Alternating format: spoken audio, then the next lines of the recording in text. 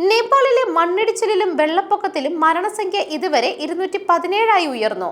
കിഴക്കൻ മധ്യ നേപ്പാളിലെ ഭൂരിഭാഗം പ്രദേശങ്ങളും വെള്ളത്തിന്റെ അടിയിലാണ്. കാണാതെ ആയവർക്കുള്ള തിരച്ചിൽ പുരോഗമിച്ചു വരികയാണ്. 2 പതിറ്റാണ്ടിനിടെ പെയ്ത ഏറ്റവും ഉയർന്ന തോതിലുള്ള മഴയാണിതെന്നാണ് നിരീക്ഷണം. തലസ്ഥാനത്തിലൂടെ ഒഴുകുന്ന ബാഗൻമതി നദിക്ക് സമീപമുള്ള ആസൂത്രിതമല്ലാത്ത നഗര കയ്യേറ്റമാണ് പ്രളയത്തിന് കാരണമായത് എന്ന് നേപ്പാൾ കേന്ദ്രീകരിച്ചുള്ള ഗവേഷണ കേന്ദ്രമായ international centre for integrated mountain development വ്യക്തമാക്കുന്നു.